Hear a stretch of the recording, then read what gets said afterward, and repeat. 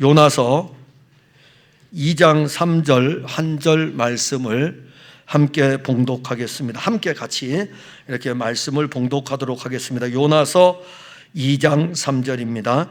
시작. 주께서 나를 깊음 속 바다 가운데에 던지셨으므로 큰 물이 나를 둘렀고 주의 파도와 큰 물결이 다 내 위에 넘쳤나이다. 아멘. 요나를 우리가 생각하면 한 면에서는 그 요나의 모습에서 우리들의 모습을 비춰볼 수 있습니다. 근데 또 한 면에서는 요나를 통하여서 그리스도의 사역을 우리는 볼 수 있습니다. 사실 이러한 두 면이 다 우리들의 신앙을 더욱 풍성하게 합니다. 여러분들이 말씀을 보는 눈을 사실은 열어달라고 주님께 구하여야 됩니다. 그러니까 우리는 정작 구하여야 될 것은 구하지 아니하고 주님이 구하지 않아도 될 것에 대해서는 우리는 기도하고 있거든요. 정말 우리가 구하여야 될 것은, 예를 들어서 이 요나서를 보면은 요나서를 통해서 그리스도의 사역을 볼 수 있어야 되고, 또 한 면에서는 요나를 통해서 우리의 영적인 상태를 또 볼 수 있어야 됩니다. 우리가 지금까지 살펴본 말씀을 보면은 요나가 소명을 받고 부르심을 받은 다음에 사명을 받았습니다. 그런데 요나가 여호와의 낯을 피하여서 다시스로 도망하려고 요바로 내려갑니다. 그리고 이제 거기서 배를 타죠. 근데 그때에 원래 이 요바에서는 다시스로 가는 배가 있어요. 그런데 요바에서 다시스까지의 거리가 엄청나게 멉니다. 다음 주에 제가 그 부분을 언급해 드릴 텐데 몇 킬로인 줄 아십니까? 3,200km 정도 돼요. 상상해 보세요. 지금 3,200여 킬로 되는 거예요. 예루살렘에서, 그러니까 이 이스라엘 땅에서 다시스까지의 거리가 3,200km. 다시스가 어디 지역이냐면은 스페인 지역입니다. 지금의 스페인 지역. 그러니까 지중해 이쪽 끝에서 저쪽 끝에까지예요. 땅 끝까지죠. 사실 요나가 이 여호와의 낯을 피하려고 다시스로 도망을 가려고 요바로 내려가고, 거기에서 이제 배에 올랐다가 풍랑이는 바다에 던져지는 사건을 우리가 보았습니다. 요나가 바다에 던져졌을 때 하나님은 요나를 위하여 물고기를 준비하셨고, 하나님이 준비하신 큰 물고기가 요나를 삼켰습니다. 이건 주일학교 아이들도 재미있어하는 그런 내용들이에요. 주일학교 학생들도 참 재미있어하는 그런 내용. 그런데 이 물고기 뱃속에 들어간 요나가 그곳에서 하나님께 기도합니다. 그의 기도는 그를 부르고 그에게 사명을 준 그 하나님 여호와께 드리는 기도입니다. 우리가 이제 기도할 때에 우리의 기도를 누구에게 드려야 될까? 그냥 막연하게 하나님이라는 이름을 부르는 그런 기도가 아니고, 하나님이 여러분들에게 누구입니까? 하나님이. 그게 여러분들이 성경을 공부하고 말씀을 알아갈 때에 그 깊이를 알아야 됩니다. 저는 이거 잘 못해요. 근데 보는 거 잘 봐요. 검색도 잘하고 잘 하는데 기능을 잘 몰라요. 기능을. 그러니까 기능을 모르기 때문에 스마트폰 하게 되면은 제가 쓸 수 있는 한계는 제가 알고 있는 그 영역밖에 없습니다. 근데 이 스마트폰 안에는 굉장히 많은 기능들이 담겨져 있고 젊은 친구들은 이것을 잘 활용합니다. 아무리 신형을 사면 뭐 하겠습니까? 맨날 구형으로 쓰는 걸요. 그게 친구들 모여 있을 때 이렇게 볼 때 스마트폰 보고, 야, 너 스마트폰 새로 샀냐? 나 이번에 새로 샀어. 쓰는 건 구형으로 쓰는 걸요, 뭐. 신형이라면 새로운 기능들도 있을 텐데 배울 생각을 아예 하지를 않죠. 근데 이걸 풍족하게 이 스마트폰이라는 이 자체를 알면은 아주 이 속속들이 잘 알게 되면은 잘 활용할 수가 있을 것입니다. 근데 그래도 조금 늘었어요. 오늘 여러분들에게 공동의회를 할 적에 이 안에 있는 노트에다가 다 적어가지고 와서 여기다 놓고서 오늘 공동의회를 이끌었기 때문에 조금은 늘었습니다. 노트를 사용할 줄 알기 때문에. 근데 그 이상은 못합니다. 캡처해서 붙이고 뭐 이런 거는 못해요. 제가 왜 이 말씀을 드리냐면은 여러분들 하나님의 이름을 부르며 기도하죠. 그러면 하나님은 여러분들에게 어떤 분이십니까? 하나님은 여러분들에게. 그래서 여러분들이 성경을 통해서 하나님은 세상을 창조하셨는데요, 그렇게 하나님을 창조했다는 거 아는 것도 있어요. 더 들어가면요, 하나님은 나를 창조하셨습니다. 하나님은 세상을 창조했는데 이게 아니고 하나님은 나를 창조하셨습니다. 그러니까 하나님에 대한 속성이 굉장히 많죠. 하나님에 대한 이 속성이 교리적으로만 알아지는 객관적인 진리들이 성령으로 말미암아 내 안에서 누려지는 주관적인 은혜로까지 나아가면, 이 주관적인 은혜 아래서 기도할 때에는 객관적인 하나님에 대해서 우리가 믿음으로 구할 수 있는 것입니다. 근데 이제 우리 장로교의 특징 가운데 하나가, 많이 알아요. 많이 아는데 머리로만 알죠. 머리가 아니라 실제가 되어져야 되죠. 저는 늘 그 부분이 여러분들에게도 몇 번 말씀드렸지만, 갈라디아서 2장 20절은 내가 그리스도 안에서 죽었고 그리스도가 내 안에서 사시는 것이잖아요. 그게 여러분들에게 실제입니까? 그냥 좋은 성경 구절입니까? 그게 실제이죠. 성령으로 말미암아 그리스도가 우리 안에 사시는 게 실제예요. 지금 여러분들 안에 그리스도가 사시는 게 실제입니다. 그리스도가 우리 안에 사시기 때문에 오늘 오전에 예배를 드린 것처럼 서로 돌아볼 수 있는 것이고 사랑하며 섬길 수 있는 것이에요. 그거 율법으로 여러분 사랑하세요, 섬기세요, 돌보세요 아무리 해보세요, 잘 안 되거든요. 그리스도가 우리 안에 사시기 때문에 사랑하는 것이고 돌보는 것이고 섬기는 것입니다. 그래서 여기 오늘 우리가 볼 때 그 하나님 여호와께 기도했다는 것은, 참 이 요나가 이 그 하나님 여호와께라고 하는 것은 자기를 부르신 하나님이잖아요. 자기에게 사명을 주신 누구 어떤 하나님이야? 그 하나님이라고. 그 하나님, 나를 부르신 하나님, 내게 사명을 주신 그 하나님께 기도하는 것입니다. 그러니까 여러분들의 기도는 막연한 기도가 되어서는 안 됩니다. 그럼 오늘 우리가 보려는 내용은 지난주에 이어가지고 요나의 기도인데, 오늘의 가장 중요한 핵심은 요나의 기도가 하나님의 절대 주권하에 진행되고 있는 것입니다. 3절에 보면 주께서 나를 깊음 속 바다 가운데 던지셨으므로.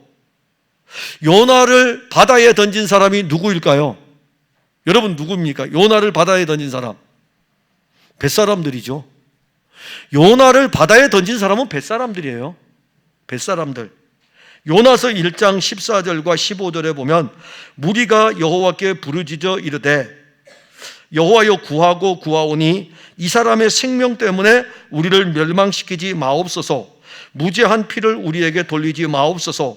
주 여호와께서는 주의 뜻대로 행하심이니이다 하고 요나를 들어 바다에 던지매. 누가요? 무리들이.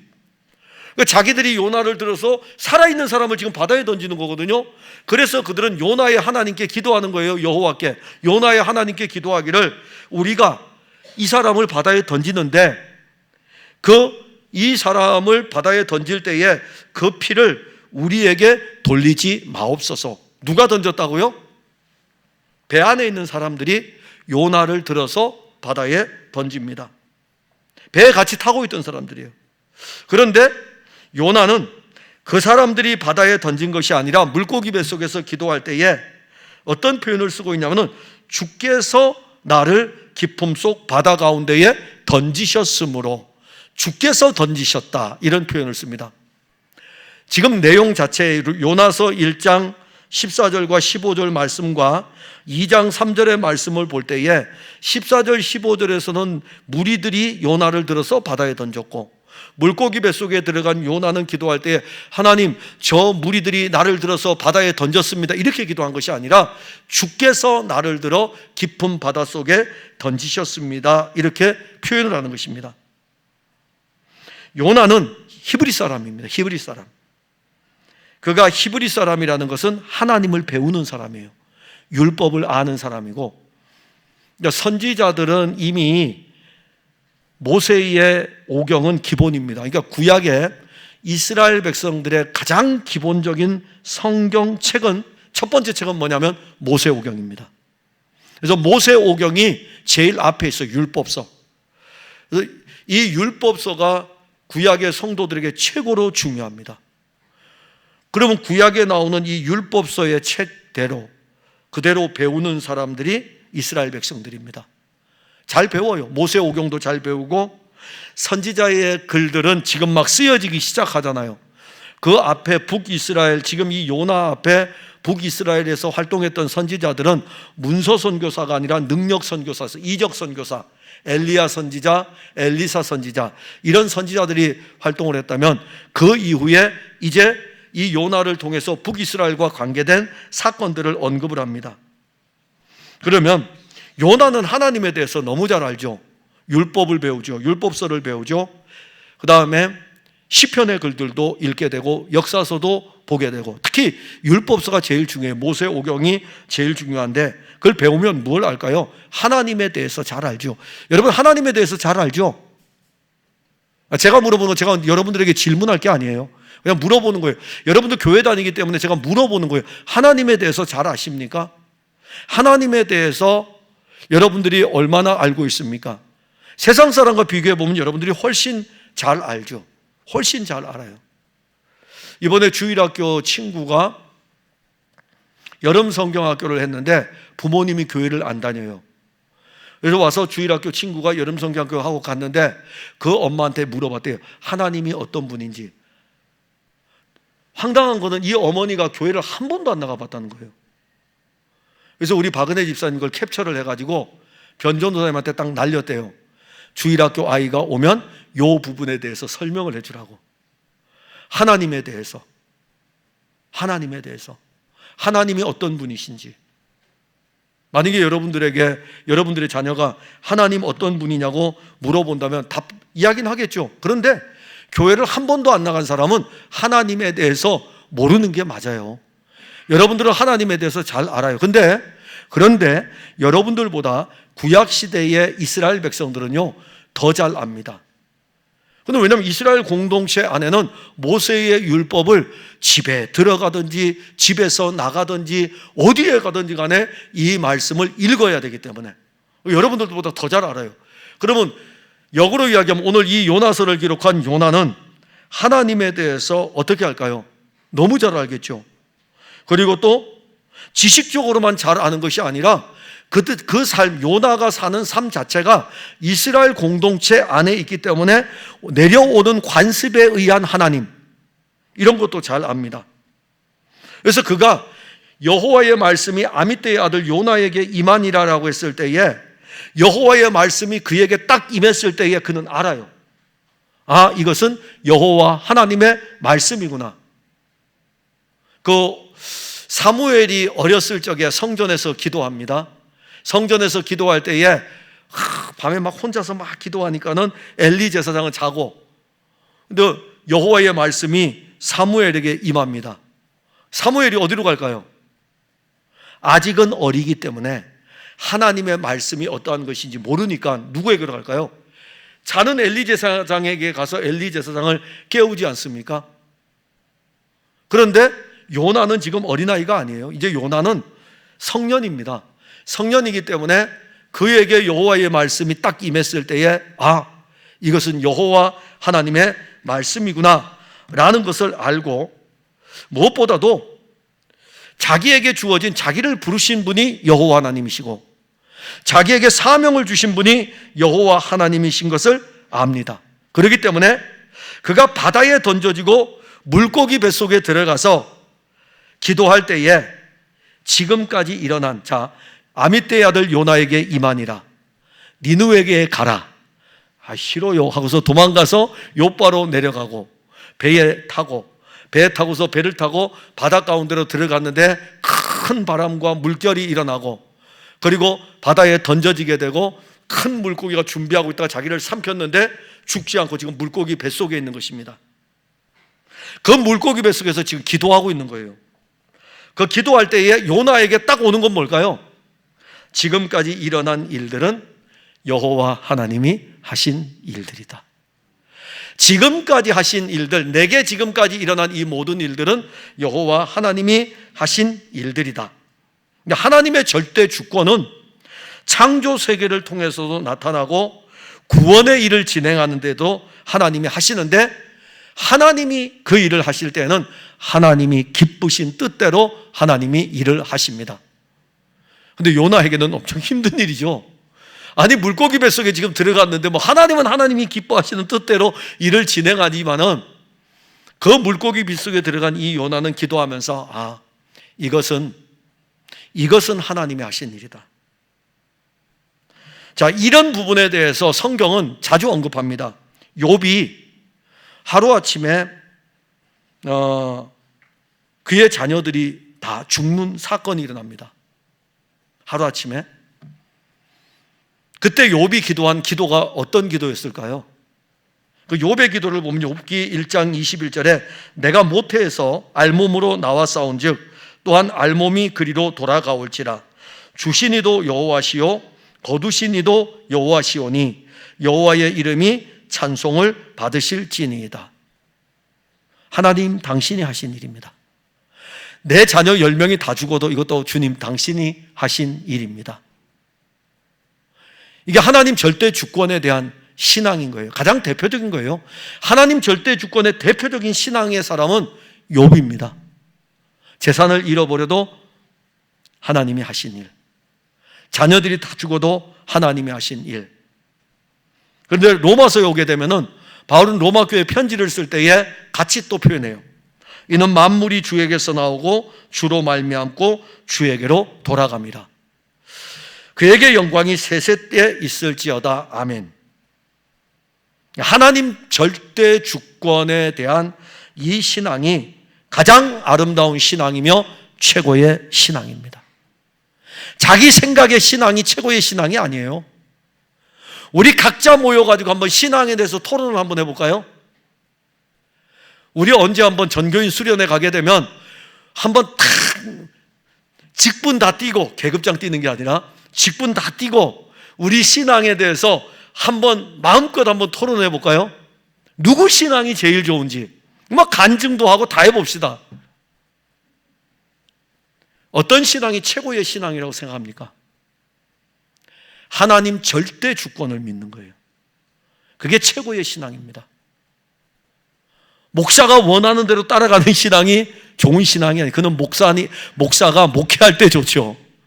목사가 목회할 때 교인들이 목회자가 말하면은 따라가면은 목회하기 되게 좋죠.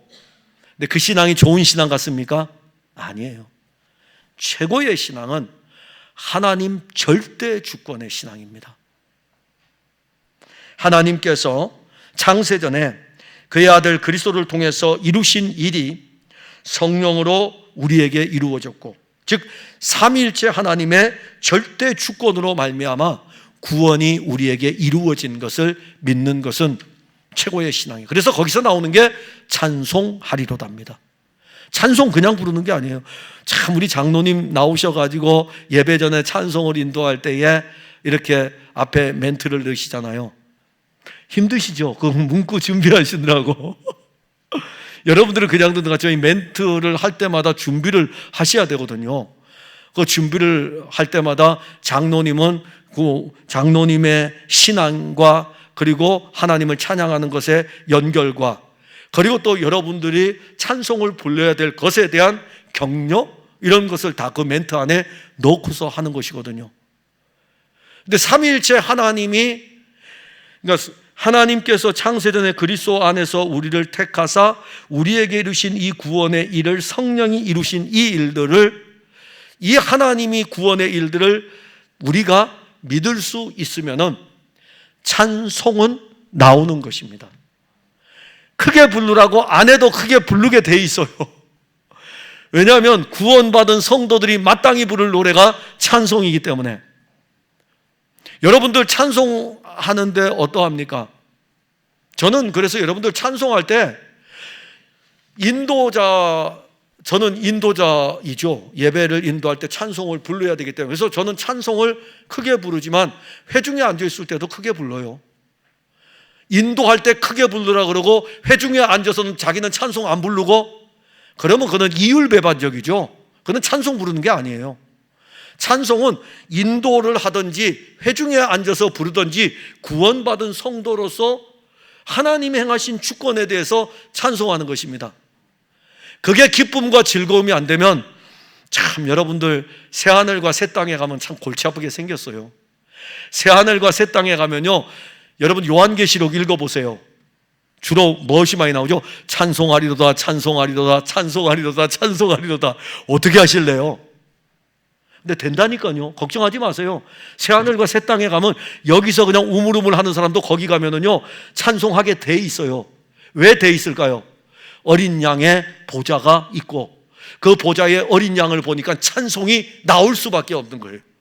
여기서도 하나님의 절대 주권의 구원의 은혜를 입은 성도는 찬송은 나올 수밖에 없는 것이에요. 그래서 에베소서를 기록하던 바울은 찬송하리로다, 창세전에 그리스도 안에서 우리를 택하사 찬송하리로다라는 게 나올 수밖에 없는 것입니다.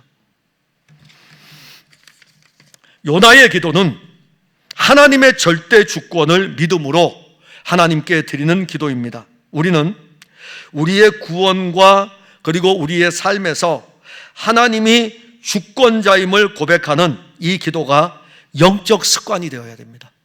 습관이 되어야 돼요. 습관. 여러분들은 아주 좋은 습관들 들었더라고요.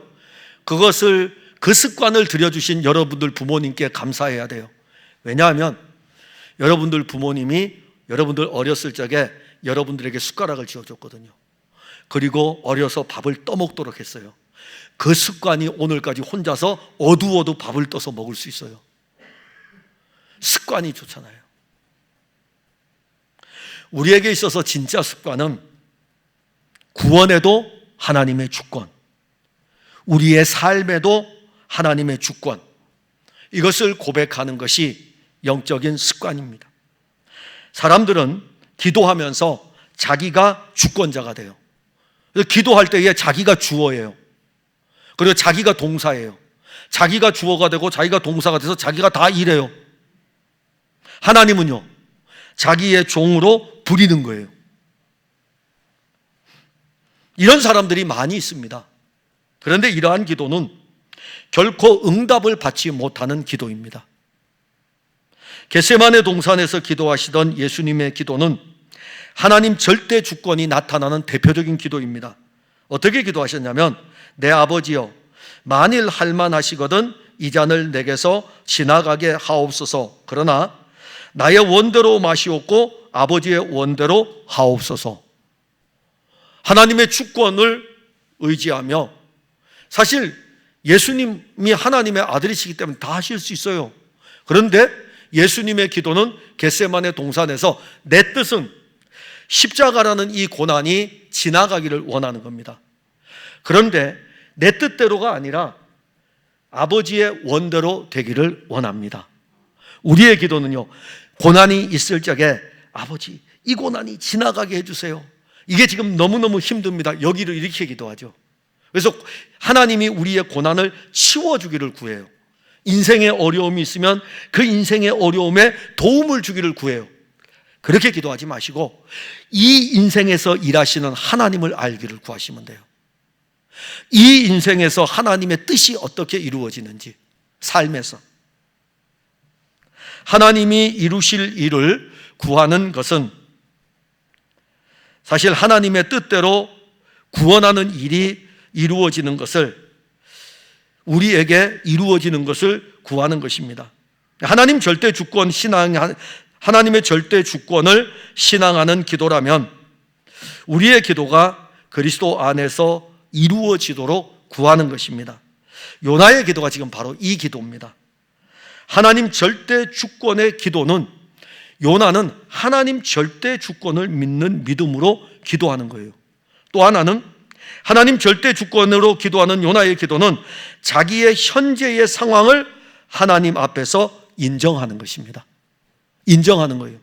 3절에 보면 주께서 나를 깊음 속 바다 가운데 던지셨으므로 하나님이 던지셨다. 그런데 던졌는데 보니까 큰 물이 나를 둘렀고 주의 파도와 큰 물결이 다 내 위에 넘쳤나이다. 자, 이 기도를 자세히 살펴보면요, 주께서 나를 깊음 속 바다 가운데 던지셨으므로 그 다음에 나오는 단어, 큰 물이 나를 둘렀다. 큰 물이 나를 둘렀다. 이렇게 바다에 던져졌는데 풍랑이 불고 있으니까는 요나가 표현하기를 큰 물이 나를 둘렀습니다. 그런데 그 뒤에 가게 되면 이렇게 또 표현합니다. 이 큰 물을 이야기할 때 주의 파도와 큰 물결이 다 내 위에 넘쳤나이다. 분명히 바다에 큰 물결이 일고 있어요. 그래서 내가 바다에 떨어졌을 때 큰 물이 나를 막 덮친 거예요. 근데 요나의 기도는 주의 파도와 큰 물결, 주의 파도와 큰 물결이라고 합니다. 바다에서 일어나고 있는 이 엄청나게 큰 물결인데, 근데 요나가 이 물결이 얼마나 흉흉한지 보면 요나서 1장 11절에 보면 바다가 점점 흉흉한지라, 13절에 1장 13절에 그 사람들이 힘써 노를 저어 배를 육지로 돌리고자 하다가 바다가 그들을 향하여 점점 더 흉흉한지라. 아마 이 요나가 볼 때에 이렇게 강력한 바람과 물결은 요나는 겪어보지 못했을 것입니다. 배 안에 있는 사람들의 그 노련한 기술로도 헤쳐나갈 수 없는 그런 바람과 물결이었습니다. 근데 요나는 이 물결을 이렇게 표현해, 기도하면서 주의 파도와 물결, 주의 파도와 큰 물결, 바람도 주의 바람, 물결도 파도도 주의 파도. 그럼요, 하늘도 주의 것이고 땅도 주의 것이고 바람도 주의 것이고. 하나님의 절대 주권을 믿는 것은 하늘과 땅과 그 가운데 거하는 모든 것이 하나님의 것임을 믿을 뿐 아니라 하늘과 땅에 관계된 모든 것들을 통치하는 분도 하나님, 섭리하시는 분도 하나님이신 것을 믿는 게 하나님 절대 주권에 대한 신앙입니다. 요나는 하나님의 절대 주권을 믿었기에 그가 당하는 현재의 상황을 어떻게 알고 있을까요? 이것은 하나님이 하시는 일이다. 큰 물고기가 그를 삼키고 주의 파도와 물결이기 때문에 상관없잖아요. 주님의 파도와 주님의 물결이면 상관없어요. 주님이 준비한 물고기면은 상관없어요. 그 절대 주권 신앙이 이렇게 좋은 것입니다. 통치에도 하나님, 섭리에도 하나님, 그리고 사람들과의 관계에도 하나님, 우리 인생의 환경에도 하나님. 요나는 이 하나님 절대 주권을 믿었기에 그가 당하는 현재의 상황을 하나님이 하시는 일인 것을 알고 하나님을 신뢰합니다. 사실 이 하나님 절대 주권 사상은 종교개혁자 누구의 핵심 교리냐면 칼빈의 가장 중요한 핵심 교리 중에 하나인데, 이 교리는 오늘날 장로교회의 가장 중요한 핵심 교리입니다. 어떤 사람들은 좀 아는 것처럼 이야기하면서 장로교는 예정론 이렇게 하겠는데 아니에요. 장로교의 가장 중요한 핵심은 하나님 절대 주권입니다. 예정론은 그 안에 들어가 있어요. 하나님 절대 주권. 그래서 여러분들이 장로교를 다니면은 여러분들은 하나님 절대 주권에 대한 신앙이 있어야 되고, 다른 건 몰라도 하나님 절대 주권에 대해서는 확실히 알아야 됩니다. 지금 여러분들의 인생의 절대적인 주권자는 하나님이십니다. 여러분들의 삶의 환경의 지금의 절대 주권자도 하나님이십니다. 그것을 믿으시면 돼요. 그게 절대 주권 신앙입니다. 그리고 그 주권적인 신앙이 삶에서도 적용이 됩니다. 그러니까 교리가 아니에요. 교리로 끝나는 게 아니라 이 교리가 우리의 실제의 삶에도 적용이 됩니다. 그래서 오늘 이 요나를 볼 때 주께서 나를 깊음 속 바다 가운데 던지셨으므로, 그 다음에 큰 물이 나를 둘렀는데 이것에 대해서 고백할 때에도 주의 파도와 큰 물결이 다 내 위에 넘쳤나이다. 주께서 나를 바다에 던지시고 큰 주의 파도와 물결이 내 위에 덮쳤고, 하나님이 하시는 일들이 다 나에게 오는 거예요. 나에게 오는 거. 그 나에게 오는 이 일들에 대해서 하나님을 신앙하시면 돼요. 하나님을 믿으시면 돼요. 그 외에 다른 거 없어요.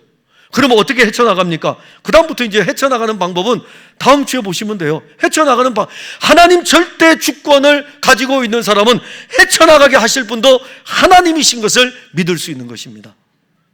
그러니까 그 안에서 기도할 수 있다는 자체가 하나님 절대 주권을 신앙하기 때문입니다. 저는 우리 풍성학교의 성도들이 신앙생활을 하면서 때로는 어려운 일도 겪고 또 어떤 경우에는 신앙이 밋밋하고 그러할 수도 있을 것입니다.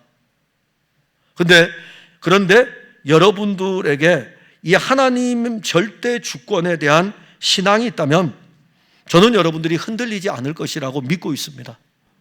왜냐하면 하나님이 하시니까. 하나님이 그리스도 안에서 그의 아들을 통하여 하시는 이 일들이 성령으로 말미암아 우리에게 이루어진 것은 구원에 관한 일만이 아니라 구원받은 이후의 일도 그분이 하시는 거예요. 그걸 믿으시면 돼요. 그럼 어디까지요?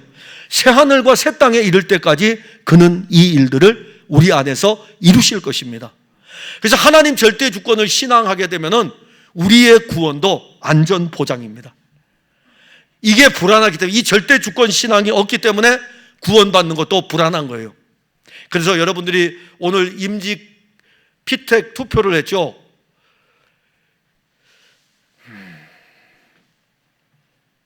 예전에 여기 임직을 미리 받으신 분들 있죠. 뭐 하죠? 서약. 저도 목사 임직 받을 때 서약했어요. 신구약 성경에 대해서 서약할 뿐만이 아니라 뒤에 가게 되면은 어떤 걸 서약하냐면은 충성하는 것에 대해서 서약해요. 서약을 했어요. 서약하고 난 다음에 몇 년 갈 것 같습니까? 끝까지 충성하는 것을 몇 년 할 것 같아요?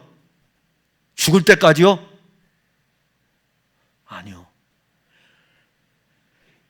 10년 해도 잘할걸요? 1년만 해도 잘할걸요?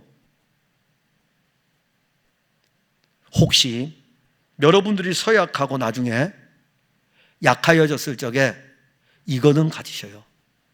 그래도 하나님은 나를 붙들고 계신다. 나는 약하여서 자주자주 변하지만 하나님의 주권은 결코 변하지 않으신다. 이것이 바로, 이것을 가지면 기도할 때에 어떻게 기도하는지도 알게 되는 것입니다.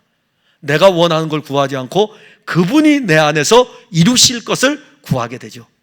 그게 바로 요나의 기도의 가장 중요한 특징입니다. 여러분들 안에 오늘 설교의 가장 중요한 거, 요나의 기도의 가장 중요한 핵심은, 요나의 기도는 하나님 절대 주권은 신앙 안에서 기도했다는 것입니다. 기도하겠습니다. 하나님, 은혜와 사랑을 감사합니다. 하나님의 절대 주권, 구원에 관해서도 우리의 삶의 여정에서도 우리를 향한 하나님의 절대 주권은 그리스도 안에서 오늘도 유효하고 내일도 유효하고 영원히 유효합니다. 그 어간의 우리의 모습은 지쳐서 넘어지기도 하고 쓰러지기도 하고 때로는 돌아서기도 하고, 그럴지라도 그리스도 안에서 우리를 붙들어 가시는 것은 변함이 없으십니다. 우리를 향한 하나님에 대한 절대 주권을 믿는 이 신앙을 가지게 하시고 이 신앙으로 기도할 수 있게 하실 때에 예수님의 기도와 같이 아버지의 뜻대로 되기를 원합니다. 예수님이 제자들에게 기도를 가르칠 때에 아버지의 뜻이 하늘에서 이루어진 것처럼 우리에게 이루어지기를 구할 수 있는 절대 주권 신앙의 기도를 하도록 이끌어 주옵소서. 예수님 이름으로 기도하옵나이다. 아멘.